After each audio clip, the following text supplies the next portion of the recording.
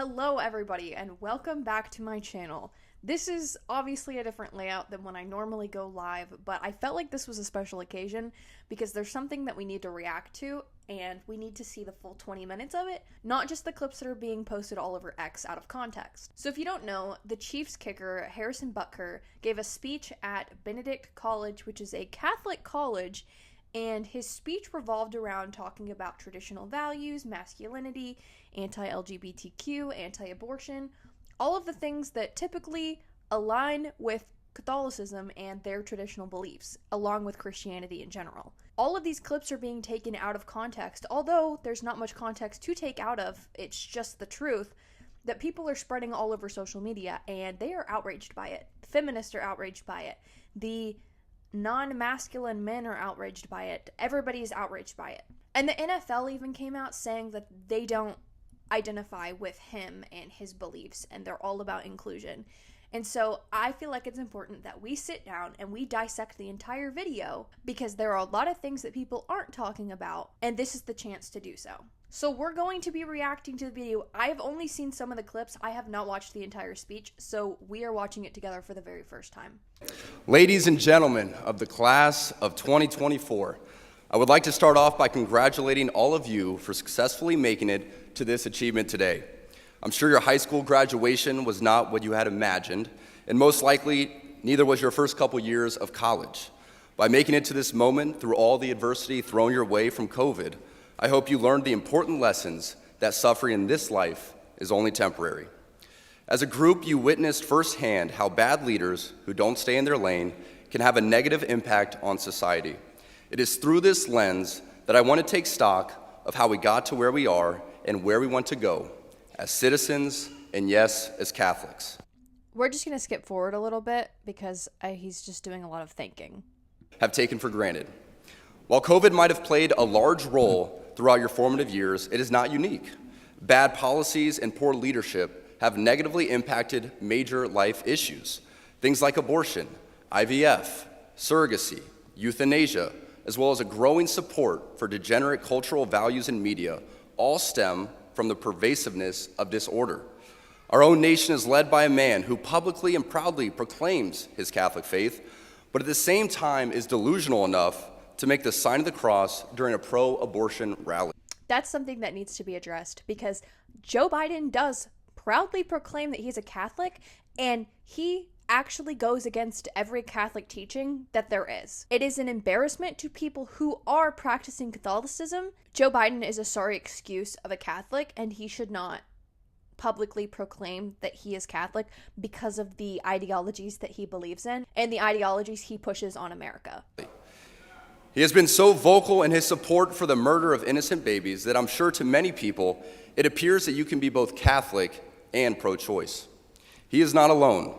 From the man behind the COVID lockdowns to the people pushing dangerous gender ideologies onto the youth of America, they all have a glaring thing in common. They are Catholic. So far, all he's called out is the fact that it is true. He is pushing these narratives on all of America. He hasn't even mentioned the LGBTQ community once yet, and he's not wrong. They are pushing harmful gender ideologies onto children, and how anybody can disagree with that so far, I have no idea.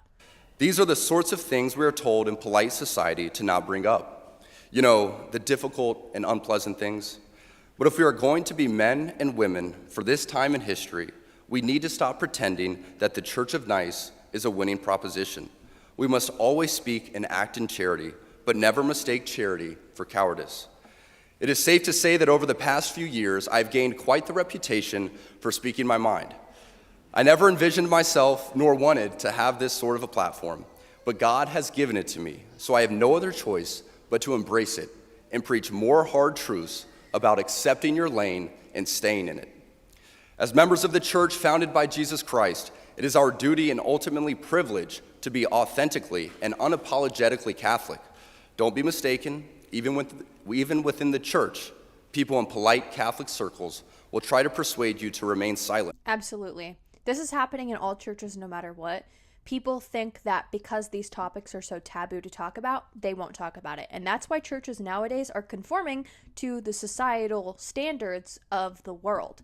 and that's not okay.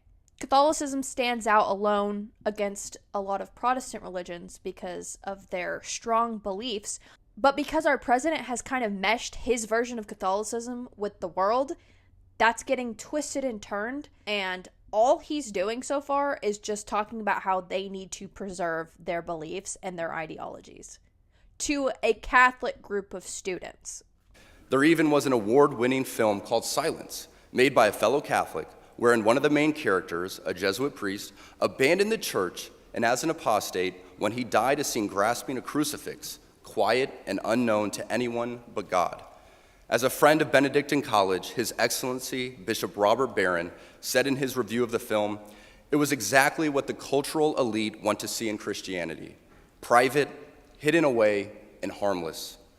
Our Catholic faith has always been countercultural. Our Lord, along with countless followers, were all put to death for their adherence to her teachings. If the world hated you, remember it hated me first. That is literally in the Bible. That is literally what Jesus said. And as Christians, no matter what, we should remember that when we start standing up for the things that go against the world. No matter what, if you are standing up for something and people start to hate you, it sounds like you're doing the right thing. The world around us says that we should keep our beliefs to ourselves whenever they go against the tyranny of diversity, equity, and inclusion. We fear speaking truth because now, unfortunately, truth is in the minority.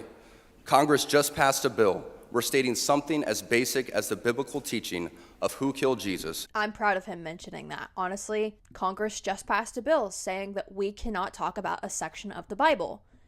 They are after Christians in all different directions, no matter what. Could land you in jail.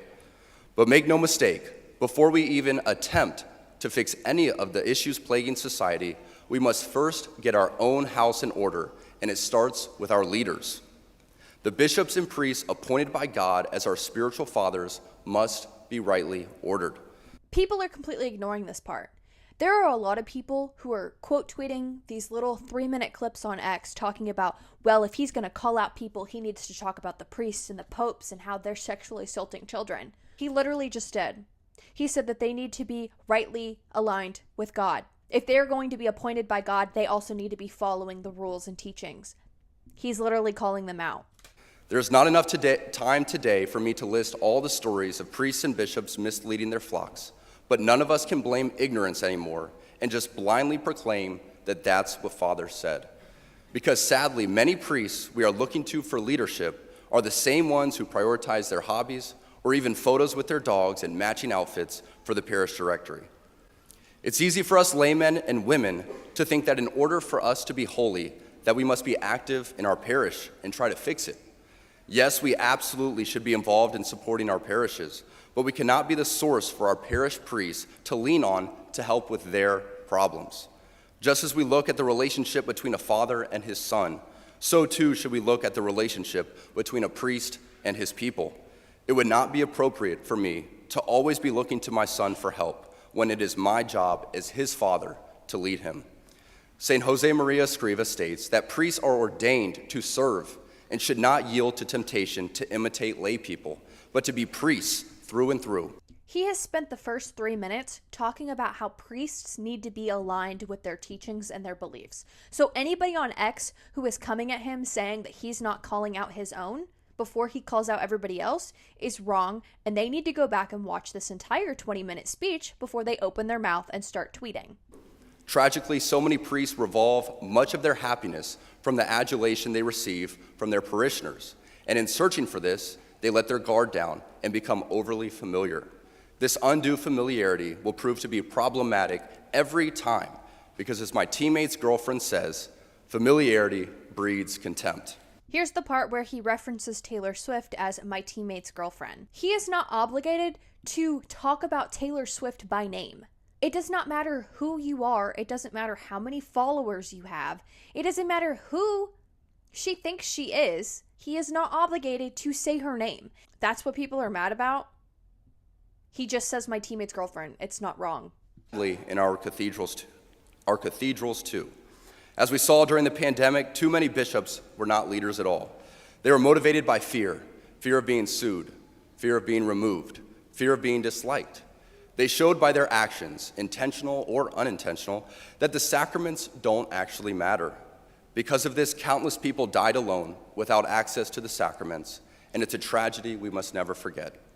As Catholics, we can look to so many examples of heroic shepherds who gave their lives for their people, and ultimately, the church. We cannot buy into the lie that the things we experienced during COVID were appropriate. Over the centuries, there have been great wars, great famines, and yes, even great diseases, all that came with a level of lethality and danger. But in each of those examples, church leaders leaned into their vocations and ensured that their people received the sacraments. Okay, he practically spends the first 10 minutes of the speech reminding people in the crowd and anybody watching that they need to seek out the truth tellers and the people who are following the righteous law within the church. This is the top number one thing he's focused on for the last 10 minutes, so we're going to skip ahead a little bit. Great saints like St. Damien of Malachi, who knew the dangers of his ministry, stayed for 11 years as a spiritual leader to the leper colonies of Hawaii. His heroism is looked at today as something set apart and unique, when ideally, it should not be unique at all. For as a father loves his child, so a shepherd should love his spiritual children too. That goes even more so for our bishops, these men who are present-day apostles. Our bishops once had adoring crowds of people kissing their rings and taking in their every word, but now relegate themselves to a position of inconsequential existence. Now, when a bishop of a diocese or the bishops' conference as a whole puts out an important document on this matter or that, nobody even takes a moment to read it, let alone follow it. No. Today, our shepherds are far more concerned with keeping the doors open to the chancery than they are with saying the difficult stuff out loud.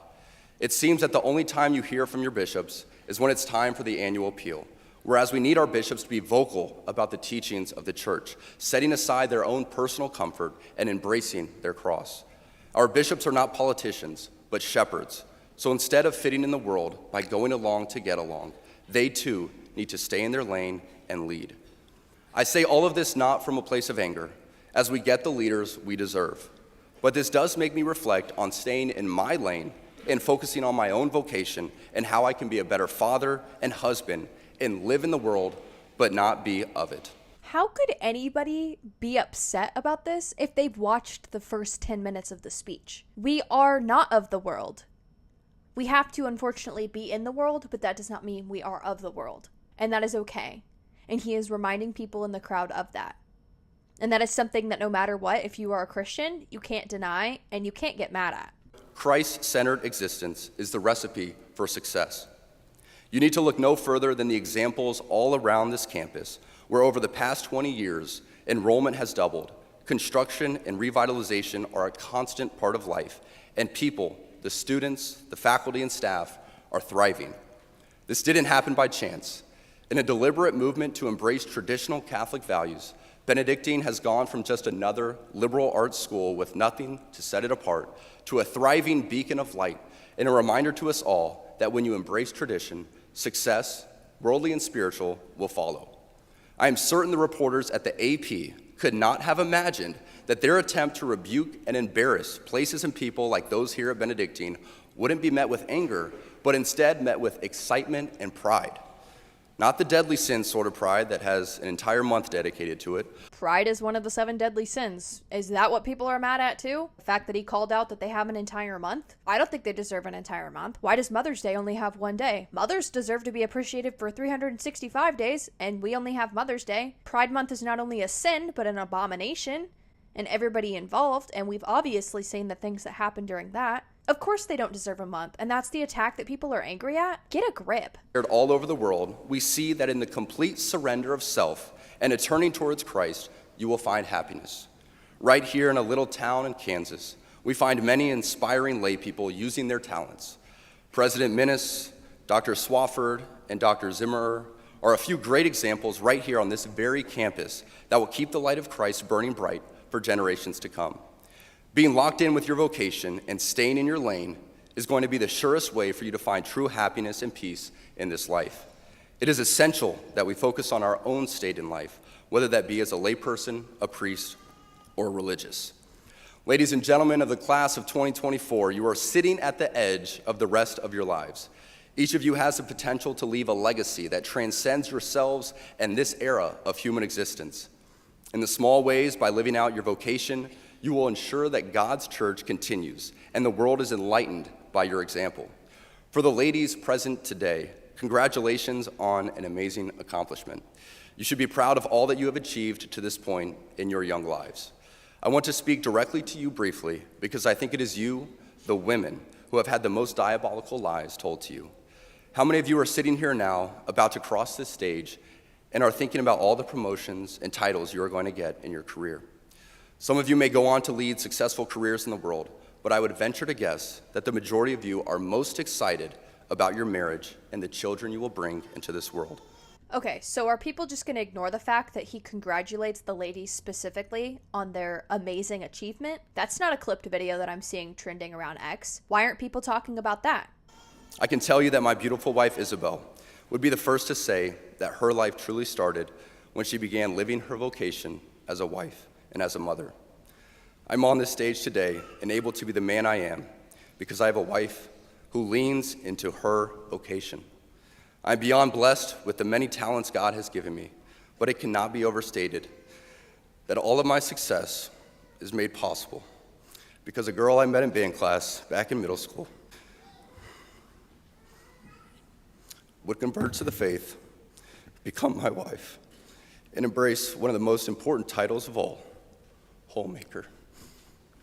He's literally getting so emotional about his wife. He mentioned his wife's specific role that she's decided to play in his life, which is becoming a wife and a mother, and he's literally on the verge of tears. Any real woman who sees this, that is a man who is proud to have a wife and proud to have a family. He is literally almost to tears talking about the sacrifices that his wife has made and the amount of happiness that she brings him.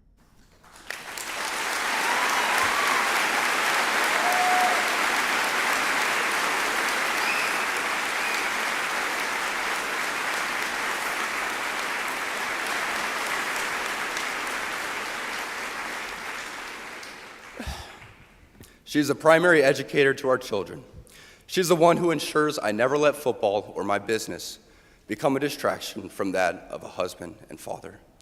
She is the person that knows me best at my core, and it is through our marriage that, Lord willing, we will both attain salvation. I say all of this to you because I have seen it firsthand, how much happier someone can be when they disregard the outside noise and move closer and closer to God's will in their life. Isabel's dream of having a career might not have come true, but if you asked her today if she has any regrets on her decision, she would laugh out loud without hesitation and say, heck no. At the end of the day, the only things that matter are family. When you are alone in your deathbed because you chose the world and you chose materialistic items over the happiness of your family and the people that you love, then you will realize, but it will be too late. No matter what, when you put everything else aside, when you put how much money you make, how many things you have, how many trips you've been on, the only things that end up mattering are the people that you love and the people that love you back and the family that you had and the children that you raised.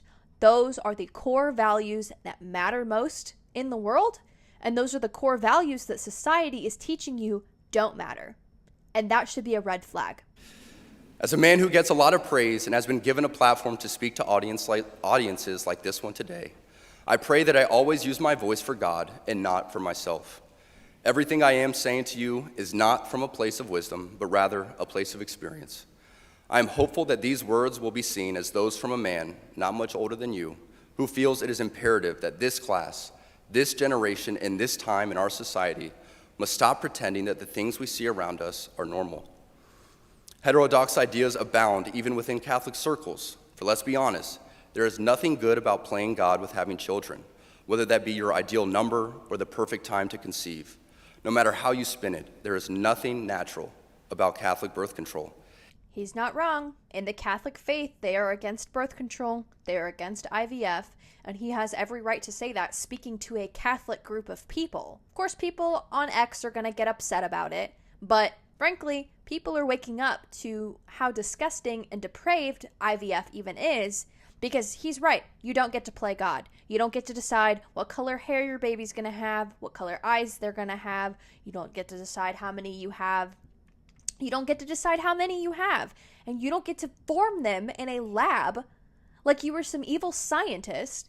And you definitely don't get to be a surrogate and sell them to a gay couple who's going to end up sexually abusing them. But people aren't ready for that conversation either. It is only in the past few years that I have grown encouraged to speak more boldly and directly, because as I mentioned earlier, I have leaned into my vocation as a husband and father, and as a man. To the gentlemen here today, part of what plagues our society is this lie that has been told to you that men are not necessary in the home or in our communities.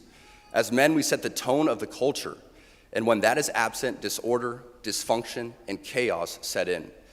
This absence of men in the home is what plays a large role in the violence we see all around the nation. How are liberals going to get mad at him talking about men being absent in the home when we understand that the reason that African American families, for example, struggle the most is because they are the race that has the least fathers in the homes? And we see the clear consequences of that and what happens. Fatherless homes, fatherless families are a very high contributing factor to why there is so much degeneracy in the world. But it is vitally important that we have men in the households to hold their entire family to a higher standard than what our society expects today.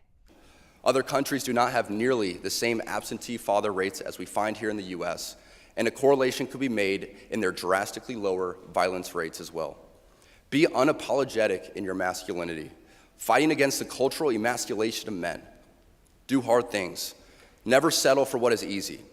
You might have a talent that you don't necessarily enjoy, but if it glorifies God, maybe you should lean into that over something that you might think suits you better. I speak from experience as an introvert who now finds myself as an amateur public speaker and an entrepreneur, something I never thought I'd be when I received my industrial engineering degree. The road ahead is bright. Things are changing, society is shifting, and people, young and old, are embracing tradition.